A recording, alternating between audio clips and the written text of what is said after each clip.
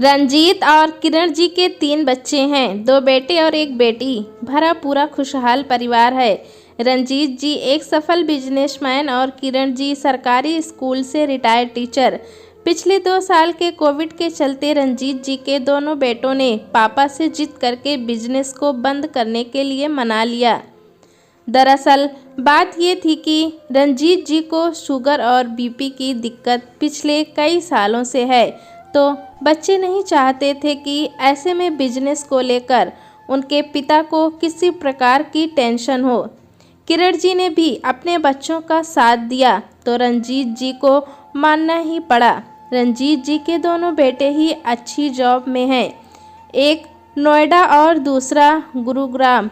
दोनों ही software engineer हैं और बेटी बैंक में मैनेजर की पोस्ट पर है और दामाद जी भी अच्छी पोस्ट पर हैं।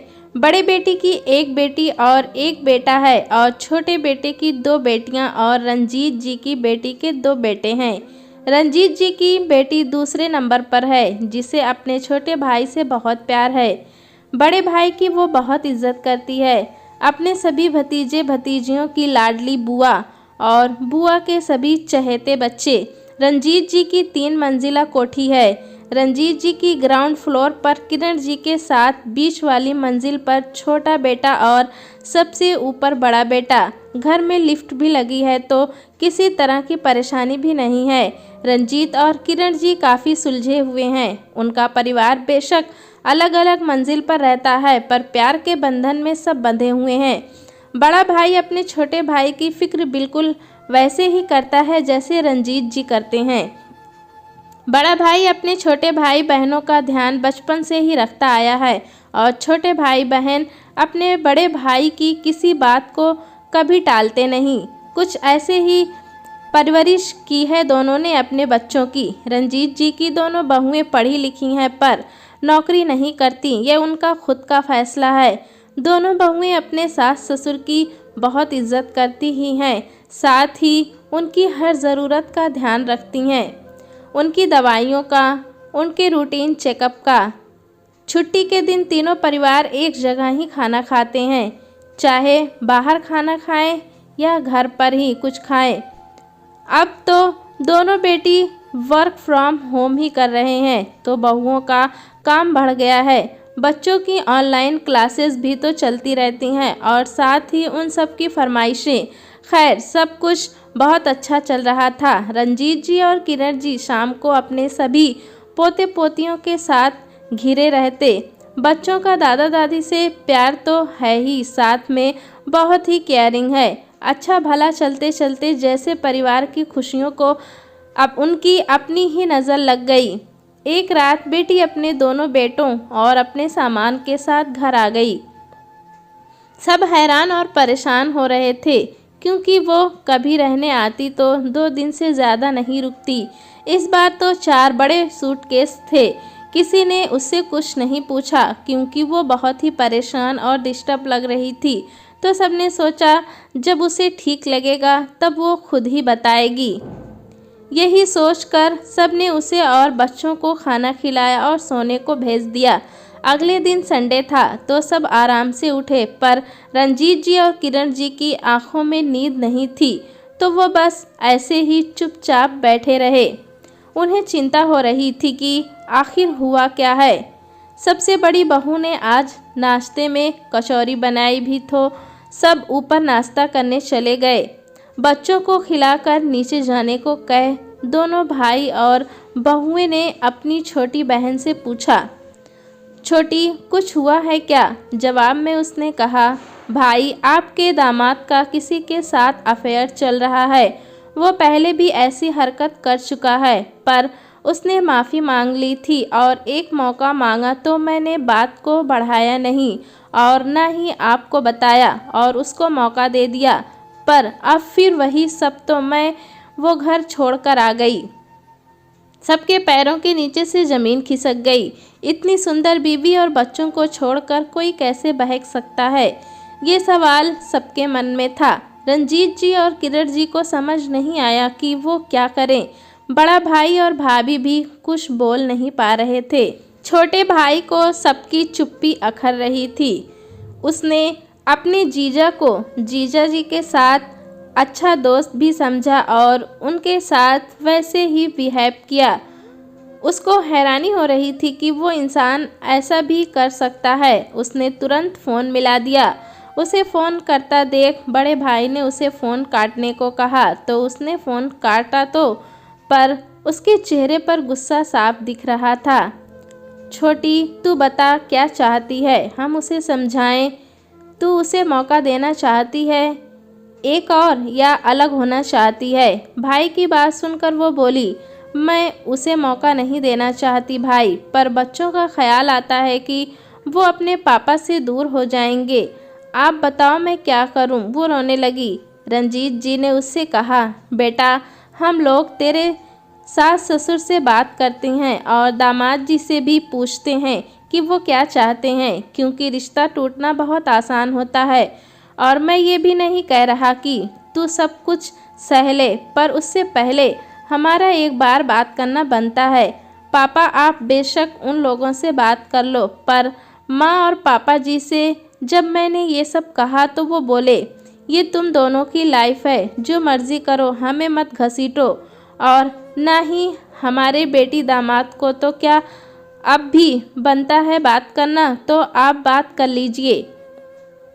कुछ देर सब चुप रहे। फिर बड़े भाई ने कहा, छोटी तुम ठीक कह रही हो, पर फिर भी कल को बात तुझ पर न आए तो हमें उन्हें एक बार बताना तो चाहिए। रंजीत जी को भी अपने बेटे की बात ठीक लगी। अपना काम खत्म करके किरण जी, रंजीत जी दोनों बेटे और बड़ी बहू बेटी के ससुराल गए तो उन्होंने वहीं सब दोहरा दिया, तो किसी ने आगे कुछ कहना ठीक नहीं समझा। रंजीत जी के दामाद भी वहीं पर थे तो उसने भी 2 शब्द में बात खत्म कर दी, तो सब उनके मुंह की तरफ देखते ही रह गए। 15 साल की शादी को कोई एक झटके में कैसे तोड़ सकता है? दादा दादी को अपने पोतों से भी प्यार नहीं है, ना बाप को बेटों से। ये देखकर पूरा परिवार हैरान हो गया। रंजीत जी का छोटा बेटा बहुत नाराज़ था, उसे गुस्सा भी बहुत आ रहा था। सब सोच विचार में थे कि क्या करें। घर आने पर बेटी को रंजीत जी ने पास बुलाया और पूछा, बेटा आगे का क्या सोचा है? पापा मैं उसे डिवोर्स नहीं दूंगी, पर उसके साथ भी नहीं रहूंगी, ये तो पक्का सोच लिया है मैंने। छोटे भाई ने उसकी हाँ में हाँ मिलाई तो बड़े भाई ने छोटे भाई को आंखें दिखाई तो वो चुप हो गया। छोटी, तुझे जो ठीक लगता है वही कर, पर मैं और यहाँ सब चाहते हैं कि तू बस खुश रहे। वो आदमी जो ना बच्चों के बारे में सोच रहा है ना तेरे बारे में, तो ये नाम के बंधन की ज़रूरत क्या है? तू उससे अलग होकर खुश और चैन से रहेगी तो हम सबको भी तसल्ली रहेगी। बड़े भाई ने समझाते हुए कहा, भाई आप बिल्कुल ठीक कह रहे हैं, पर मैं इस इंसान को सब कुछ इतनी आसानी से नहीं करने दूंगी। जितना मेंटली मैं डिस्टर्ब हुई हूँ, थोड़ा उसका परेशान होना बनता है। छोटे भाई को भी यही सही लगा तो रंजीत जी और बड़े भाई ने भी कहा, ठीक है, पर तुझे कोई परेशानी लेने की ज़रूरत है, हम लोग तेरे साथ हैं। रंजीत जी और किरण जी को भी बेटी का घर आना और अलग रहने का डिसीज़न गलत नहीं लगा, क्योंकि उन्होंने ही तो अपने बच्चों को गलत के खिलाफ लड़ना सिखाया था। वो परेशान इस बात से हैं कि उनकी बेटी, उनके दामाद अकेले हो जाएंगे। दोनों भाई भाभी अभी तो अच्छे हैं इसके साथ, पर उनके बाद भी सब ऐसा ही रहेगा, ये डर शायद हर माँ बाप पर हावी हो जाता है। कुछ महीने निकल गए। बच्चे नाना नानी के साथ और अपने मामा के बच्चों के साथ बहुत खुश थे। वो अपनी ऑनलाइन क्लासेस ले रहे हैं और उनकी माँ सुबह बैंक चली जाती है। इन महीनों में दामाद जी ने डिवोर्स के पेपर पर भेजे तो उनकी बेटी ने फाड़ दिए और बोल दिया कि वो डिवोर्स तो नहीं लेगी।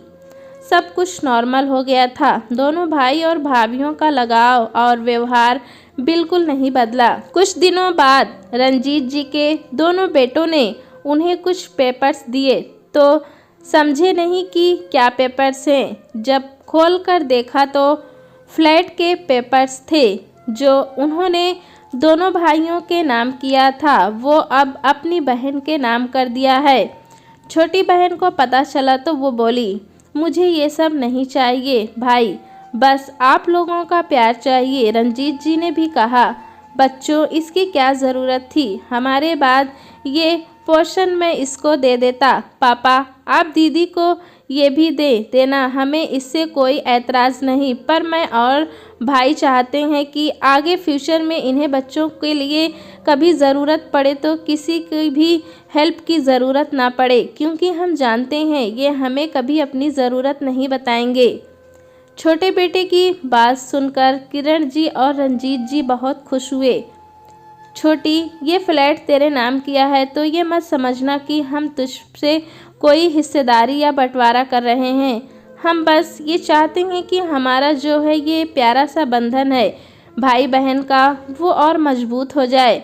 बड़े भाई ने उसके सिर पर हाथ फेरते हुए कहा तो रंजीत जी बोले, मैं बहुत खुश हूँ कि मेरे तीनों बच्चे इतने समझदार हैं। हम दोनों डरते थे कि आजकल जैसा माहौल है वैसा हमारा परिवार ना हो जाए, पर हमें गर्व है तुम तीनों बच्चों पर। हमारा परिवार जिस अटूट बंधन में बंधा हुआ है उसे कोई तोड़ ही नहीं सकता। हमेशा हर हाल में तीनों एक दूसरे का साथ देना और हमारे बाद बड़े भाई भाभी को ही अपने माता पिता समझ उन्हें वही प्यार और सम्मान देना जो तुम तीनों हमें देते हो, और अपने बच्चों को भी ऐसे ही एक साथ रहना सिखाना है। रंजीत जी और किरण जी कई महीनों के बाद खुद को हल्का महसूस कर रहे थे। उनके तीनों बच्चे हमेशा एक दूसरे का ख्याल रखेंगे, ये यकीन दोनों को अच्छी तरह हो गया था। दोस्तों कहानी कैसी लगी हमें कमेंट में ज़रूर बताएं। चैनल पे नए हैं तो एक लाइक और सब्सक्राइब करना ना भूलें।